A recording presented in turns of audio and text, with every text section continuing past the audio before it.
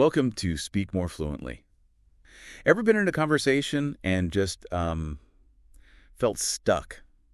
Like not sure when it's okay to jump in? Or the opposite, maybe. You're talking, and bam, someone cuts you right off. Exactly. Leaves you feeling totally derailed. So today, we're doing a deep dive into something we all deal with, conversational interruptions. We'll look at, why they even happen. Yeah, the why is key. And how to interrupt politely when you do need to say something. Super important skill. Plus, the nonverbal stuff, body language, tone. All those subtle signals. And how culture plays a role, which is fascinating. Oh, definitely. Big variations there. And maybe most importantly, how to get back on track when you're the one interrupted. Getting your point across, yeah.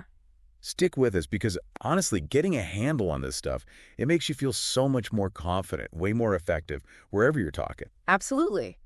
Think about it. Conversations are sort of like a dance, right? A dance. Okay, I like that. And interruptions. They can feel like someone just stomped on your toes. Huh. Okay, yeah, good analogy. But if you understand the rhythm, learn a few steps, you can navigate it way better. So less toe stomping. Hopefully. We'll look at why those moments happen, because it's not always malicious, Right.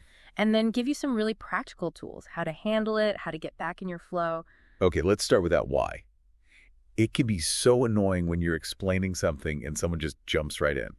What's usually going on there? Well, it's interesting because sometimes, believe it or not, it's actually a sign they're really engaged. Engaged? How so? Like maybe you're sharing something exciting and they get so into it, they just burst out with a related thought or a question. It's enthusiasm overflowing almost. Huh. Okay, I can kind of see that. I probably did that myself, gotten too excited and just blurted something out. We all have. And other times, it could be urgency. Urgency? Yeah, maybe they think they have a critical piece of info the conversation needs right now.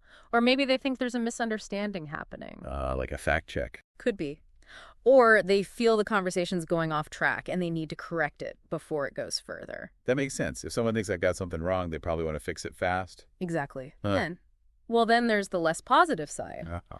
Sometimes interruptions can be about power dynamics. I was wondering about that, like in meetings. Yeah, especially in more formal settings sometimes. Unfortunately, some people might interrupt to, assert dominance or kind of steer the conversation their way. Right. That's kind of really gets under your skin. It definitely can. But here's the thing.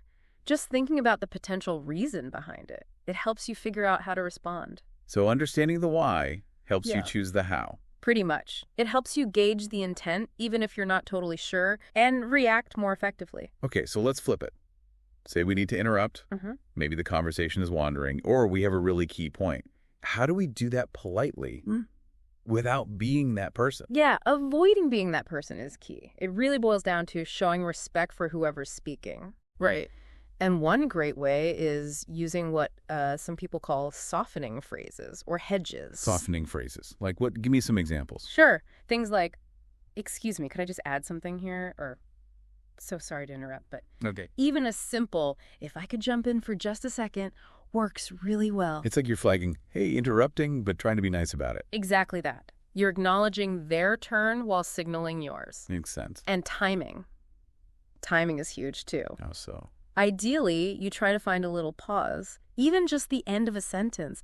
That tiny gap, maybe only a second, makes it feel so much less abrupt. Yeah, trying to talk over someone mid-flow feels really jarring, doesn't it? Totally. It can really derail things. But what if someone's really going on, like talking for ages, and you genuinely need to jump in, maybe to ask something important or keep things on schedule? That's a good question. Sometimes you do need to be a bit more direct, but you can still be polite. You could try something like, I'm so sorry to cut you off, but I just wanted to make sure we touch on this point before we move on. Framing it around the point itself. Yeah, or maybe, excuse me, I'm just keeping an eye on the time, and I wondered if we could quickly clarify. See? It links your interruption to the conversation's goal or efficiency. I like that. It's not just me, I want to talk. It's about the discussion. Precisely. And another really neat trick, frame your interruption as a question. As a question, how does that work? Well, instead of just stating your disagreement, you could ask, could we maybe look at that idea from another angle? Okay. Or instead of just throwing your idea in, maybe, would it be helpful if I quickly clarified this part? Oh, I get it. So it invites them into your thought rather than just stopping them. Exactly. It feels much more collaborative, less confrontational. Keeps the dialogue moving. Okay, so we've got the words down. What about the nonverbal stuff? Body language, tone. How much does that matter when you're interrupting? Oh, massively. It can totally change how your interruption lands. Really? Yeah, like just maintaining eye contact while someone else is talking. It shows you're actually listening, you're engaged, even if you're planning to jump in. So you're showing respect even before you speak. Right. And maybe a little nod showing you're following along. Then, when you want to signal you have something, a slight hand raise, maybe, or even just leaning forward a bit. Just little cues. Exactly. Nothing too aggressive, just signaling intent. And our voice. Does tone make a big difference? Huge difference. Remember those softening phrases? Yeah. Well, how you say them matters. Like using a rising intonation at the end. Excuse me, may I? Going up a bit. Ah, like a question sound. Yeah, it sounds much more polite, more like an invitation, and generally just keeping a friendly, approachable tone that always helps smooth things over. Makes sense. It's the whole package. Words, body, tone, sending the same message. I need to speak, but I respect you. You nailed it. Okay, now, this is something I'm really curious about. Culture. Do interruptions mean different things in different places? Oh, absolutely. Big time. What's totally normal in one culture might seem incredibly rude in another. Give me an example.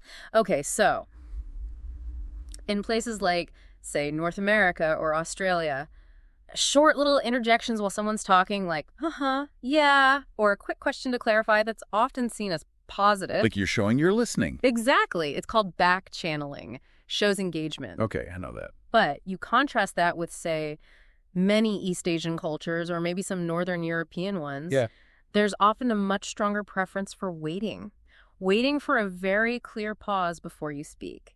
Interrupting, even with those little can sometimes feel impolite there. Wow, so silence is more valued in those pauses. In a way, yeah.